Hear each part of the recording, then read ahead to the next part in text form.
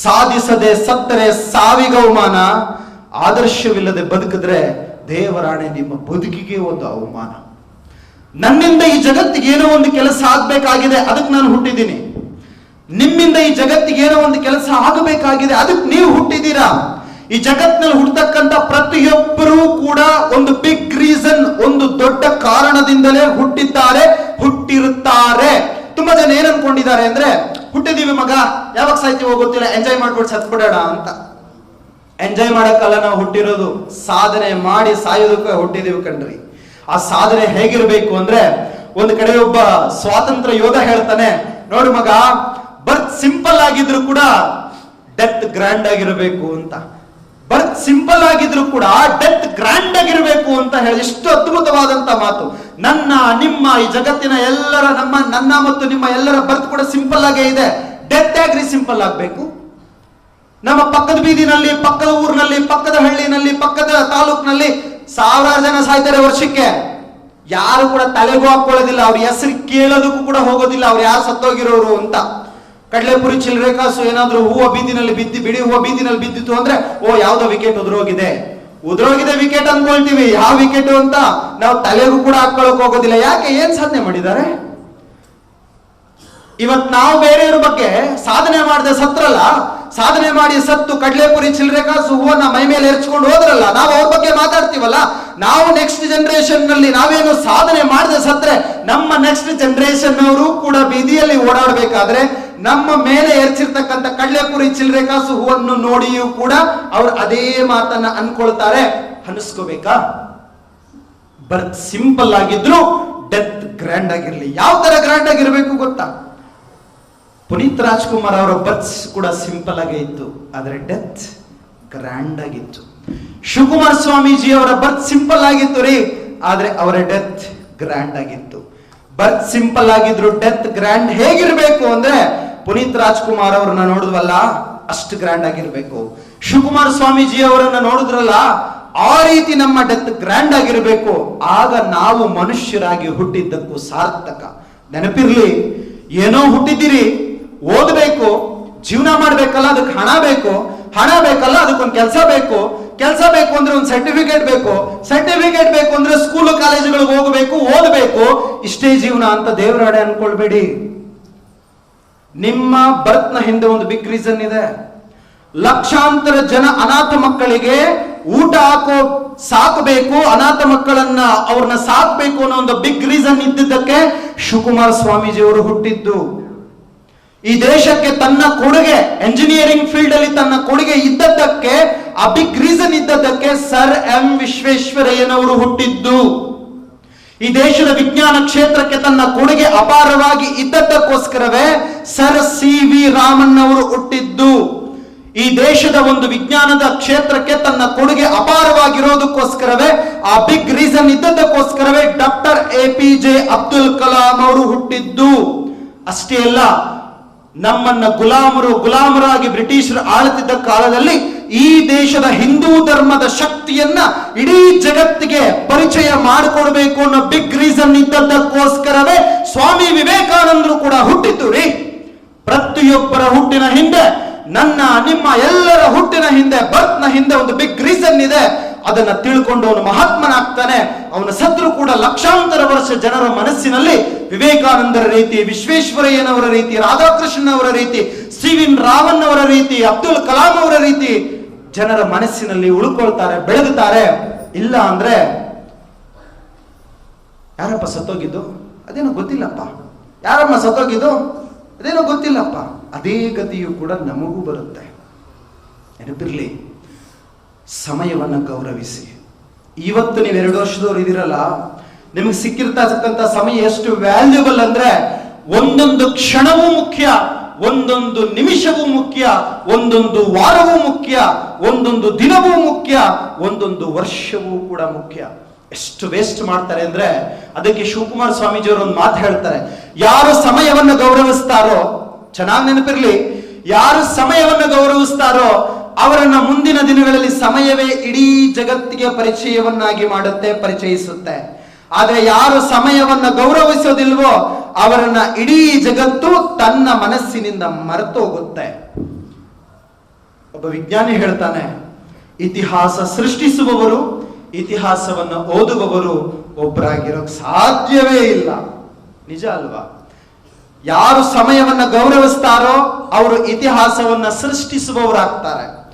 ಯಾರು ಟೈಮ್ ಅನ್ನ ಸರಿಯಾಗಿ ಯೂಸ್ ಮಾಡ್ಕೊಳ್ತಾರೋ ಸ್ಟೂಡೆಂಟ್ ಲೈಫ್ ಅಲ್ಲಿ ಅವರು ಹಿಸ್ಟ್ರಿಯನ್ನ ಕ್ರಿಯೇಟ್ ಮಾಡ್ತಾರೆ.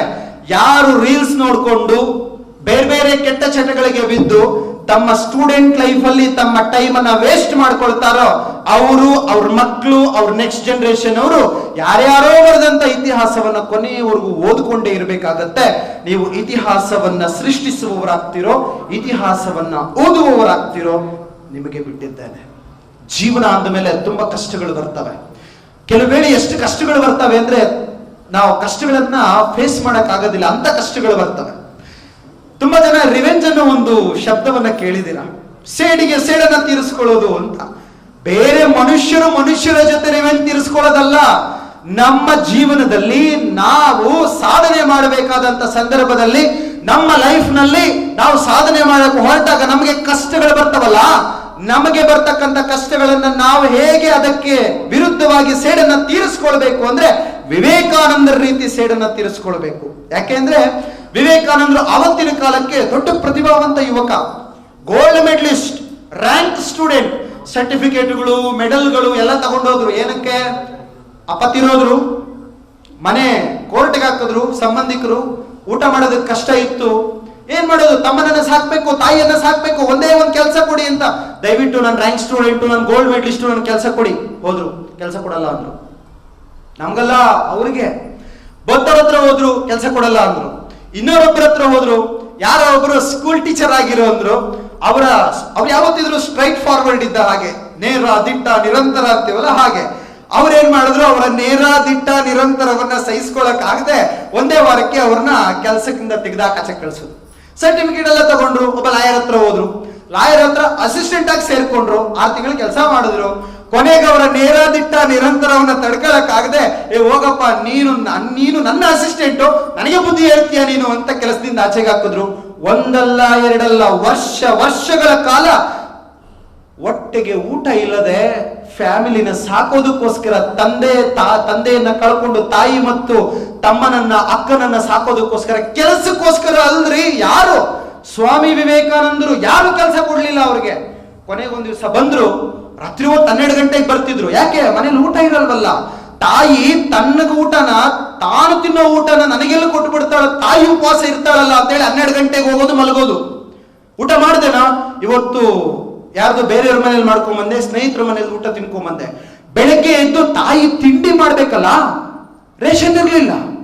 ಎಲ್ಲಿ ತಾಯಿ ತಿನ್ನೋ ಟಿಫನ್ ಅನ್ನ ನನಗೆ ಕೊಟ್ಬಿಟ್ಟು ಅವಳು ಉಪವಾಸ ಇರ್ತಾಳೆ ಅಂತ ಬೆಳಗ್ಗೆ ಸೂರ್ಯೋದಯ ಆಗೋದಕ್ಕಿಂತ ಮುಂಚೆ ಸರ್ಟಿಫಿಕೇಟ್ ಅನ್ನು ಹಿಡ್ಕೊಂಡು ಮನೆ ಖಾಲಿ ಮಾಡ್ಬಿಡ್ತಾ ಇತ್ತು. ಎಲ್ಲಿಗೆ? ಕೆಲಸ ಹುಡ್ಕೋದಕ್ಕೆ. ಒಂದಲ್ಲ ಎರಡಲ್ಲ, ವರ್ಷಗಳು ಅಲಿದ್ರು ಕೆಲಸ ಸಿಗ್ಲಿಲ್ಲ ಅವ್ರಿಗೆ. ಇನ್ನು ನಮ್ಮಂಥವ್ರ ಗತಿ ಏನು? ಮುಂದಿನ ದಿನಗಳಲ್ಲಿ ನಾವು ಫೇಸ್ ಮಾಡಬೇಕಾಗಿರ್ತಕ್ಕಂಥ ಸಮಸ್ಯೆಗಳಿಗೆ ಉತ್ತರವನ್ನ ಈಗ ಹೇಳ್ತಾ ಇದ್ದೇನೆ, ನೆನಪಿಟ್ಕೊಳ್ಳಿ. ಒಂದ್ ದಿವಸ ತುಂಬಾ ಸುಸ್ತಾಗಿ ಬಂದ್ರು, ಒಂದು ಪಾರ್ಕಲ್ಲಿ ಕೂತ್ಕೊಂಡ್ರು, ತಲೆ ಸುತ್ತು ಬಿದ್ರು. ಸರ್ಟಿಫಿಕೇಟ್, ಮೆಡಲ್ಸ್ ಎಲ್ಲ ಆ ಕಡೆ ಈ ಕಡೆ ಹರಿದು ಹಂಚಾಗಿ ಬಿದ್ದುವು. ನಲ್ಲಿ ನೀರು ಕುಡಿದ್ರು. ಪ್ರಜ್ಞೆ ಬಂತು. ಒಂದು ಚಾಲೆಂಜ್ ತಗೊಂಡ್ರು. ಏನ್ ಚಾಲೆಂಜ್ ಗೊತ್ತಾ? ನನಗೆ, ನಿಮಗೆ, ಎಲ್ಲರಿಗೂ ಕೂಡ ಆ ಚಾಲೆಂಜ್ ಒಂದು ರೋಲ್ ಮಾಡೆಲ್ ಆಗ್ಬೇಕು. ಇಷ್ಟು ಪ್ರತಿಭಾವಂತನಾಗಿರೋ ನಾನು, ಸರ್ಟಿಫಿಕೇಟ್ಗಳು, ಅದು ಜಸ್ಟ್ ಪಾಸ್ ಅಲ್ಲ ರ್ಯಾಂಕ್ ಸ್ಟೂಡೆಂಟ್ ನಾನು. ಇಂತಹ ನನಗೆ ಕೆಲಸ ಸಿಗ್ಲಿಲ್ಲ ಅಂದ್ರೆ ಪ್ರತಿಭಾವಂತನಿಗೆ ಇನ್ನು ಸಾಮಾನ್ಯ ಯುವಕರ ಜೀವನ ಏನು, ಅವ್ರ ಗತಿ ಏನು ಅಂತ ಹೇಳಿ ಎದ್ದೊಳ್ತಾರೆ.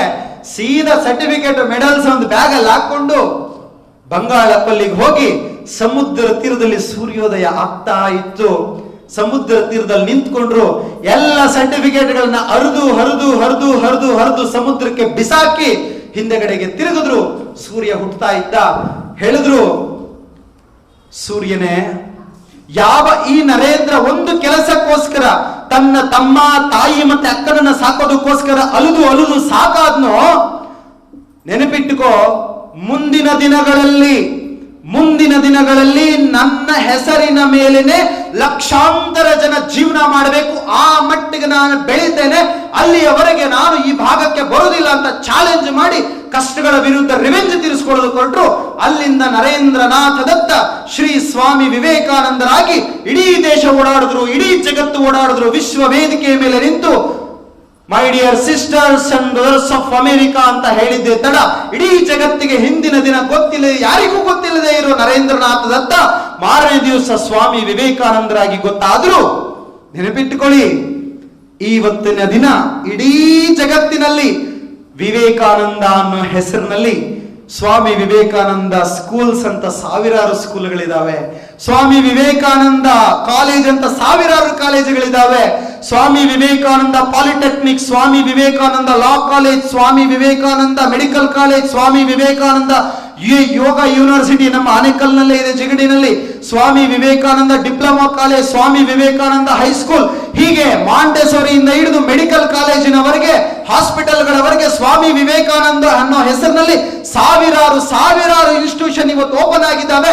ಆ ಎಲ್ಲ ಇನ್ಸ್ಟಿಟ್ಯೂಷನ್ಸ್ ಅಲ್ಲಿ ವಿವೇಕಾನಂದ ಅನ್ನೋ ಹೆಸರಿನ ಕೆಳಗಡೆ ಲಕ್ಷಾಂತರ ಜನ ನಿಮ್ಮಂತ ವಿದ್ಯಾರ್ಥಿಗಳು ಓದ್ತಾ ಇದ್ದಾರೆ.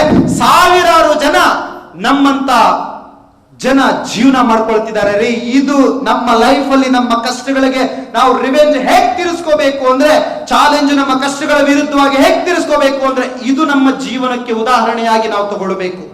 ಕಷ್ಟಗಳಿಗೆ ಆತ್ಮಹತ್ಯೆ ಮಾಡ್ಕೊಳ್ಳೋದಲ್ಲ, ಆತ್ಮಹತ್ಯೆ ಮಾಡ್ಕೊಳ್ಳೋರನ್ನ ಹೇಡಿಗಳು ಅಂತ ಕರೀತಾರೆ. ವಿವೇಕಾನಂದ್ರೆ ಹೇಳ್ತಾರೆ, ಚೆನ್ನಾಗಿ ನೆನ್ಪಿಟ್ಕೊಳ್ಳಿ, ಅಂತ ಸಂದರ್ಭಗಳು ಬಂದಾಗ ಆತ್ಮಹತ್ಯೆ ಮಾಡ್ಕೊಳ್ಳೋದಕ್ಕೆ ಸುಮ್ಮನೆ ಅಲ್ಲ, ಅದಕ್ಕೂ ದಮ್ ಬೇಕು, ತಾಕತ್ ಬೇಕು. ಸುಮ್ನೆ ವಿಷ ತಂದು ಕೊಟ್ಬಿಟ್ರೆ ಯಾರು ಕುಡಿಯಲ್ಲ. ಆಗ ಕೊಟ್ಬಿಟ್ಟು ನೇಣಾಕೋ ಮಗ ಅಂದ್ರೆ ಯಾರು ನೇಣಾಕೊಳ್ಳಲ್ಲ. ಎಲ್ಲೋ ಎದೆ ಒಂದು ಕಡೆ ಹೃದಯ ಹೋಗಿ ಕುತ್ತಿಗೆಗೆ ಬಂದಿರ್ತದೆ. ಸಾಯ್ಬೇಕು ಅಂದ್ರೆ ವಿಷ ಕುಡಿಬೇಕು, ಪಾಲಿಡಾಲ್ ಕುಡಿಬೇಕು, ಅಥವಾ ಹಗ್ಗ ಹಾಕೋಬೇಕು, ಬಿದ್ದು ಸಾಯ್ಬೇಕು ಅಂದ್ರೆ ಧೈರ್ಯ ಬೇಕು. ಸಾಯಕ್ಕೂ ಧೈರ್ಯ ಬೇಕು ರೀ. ಸಾಯೋದಕ್ಕೆ ಎಷ್ಟು ಧೈರ್ಯ ಬೇಕೋ ಆ ಸಾಯೋದಕ್ಕೆ ಎಷ್ಟು ಧೈರ್ಯ ಬೇಕು ನೆನಪಿಟ್ಕೊಳ್ಳಿ. ಆ ಧೈರ್ಯದಲ್ಲಿ 1% ಧೈರ್ಯ ನಮ್ಮ ಅಚೀವ್ಮೆಂಟ್ ಕಡೆಗೆ ತೋರಿಸಿದ್ರೆ ಇಡೀ ದೇಶ ನಮ್ಮನ್ನ ಗುರುತಿಸ್ತಕ್ಕಂಥ ವ್ಯಕ್ತಿಗಳು ನಾವು ಆಗ್ತೇವೆ. ದಯವಿಟ್ಟು ಟೈಮನ್ನ ವೇಸ್ಟ್ ಮಾಡಬೇಡಿ, ಟೈಮನ್ನ ಯೂಸ್ ಮಾಡ್ಕೊಳ್ಳಿ. ಇತಿಹಾಸವನ್ನ ಸೃಷ್ಟಿಸುವವರಾಗಿ, ಇತಿಹಾಸವನ್ನ ಓದುವವರಾಗಬೇಡಿ. ಶಕ್ತಿವಂತರಾಗಿ, ಪೌರುಷವಂತರಾಗಿ. ಯಾಕಂದ್ರೆ ಈ ಜಗತ್ತಿನಲ್ಲಿ ಬಲಿ ಕೊಡೋದು ಕುರಿ, ಕೋಳಿ, ಮೇಕೆಗಳನ್ನೇ ಹೊರತು ಹುಲಿ ಸಿಂಹಗಳನ್ನಲ್ಲ ಮಗ, ಹುಲಿ ಸಿಂಹಗಳನ್ನಲ್ಲ. ಧೀರರಾಗಿ. ಯಾಕೆ ಗೊತ್ತಾ, ಈ ಜಗತ್ತಿನಲ್ಲಿ ಧೀರರನ್ನ ಮೆಚ್ಚುತ್ತಾರೆ, ಹೇಡಿಗಳನ್ನ ಚಚ್ಚುತ್ತಾರೆ. ಧೀರರನ್ನ ಮೆಚ್ಚುತ್ತಾರೆ, ಹೇಡಿಗಳನ್ನ ಚಚ್ಚುತ್ತಾರೆ. ಹೇಡಿಗಳಾಗಬೇಡಿ, ರಣಧೀರರಾಗಿ ನಿಮ್ಮ ಜೀವನದಲ್ಲಿ ಒಂದು ಗುರಿಯನ್ನಿಟ್ಕೊಂಡು ಮುಂದೆ ಹೋಗಿ. ಇಡೀ ದೇಶ, ಇಡೀ ರಾಜ್ಯ, ಇಡೀ ಜಿಲ್ಲೆ, ನಿಮ್ಮ ತಾಲೂಕು, ನಿಮ್ಮ ಪೋಷಕರು, ನಿಮ್ಮ ಗ್ರಾಮ ಹೆಮ್ಮೆ ಪಡುವಂತಹ ವ್ಯಕ್ತಿಗಳಾಗಿ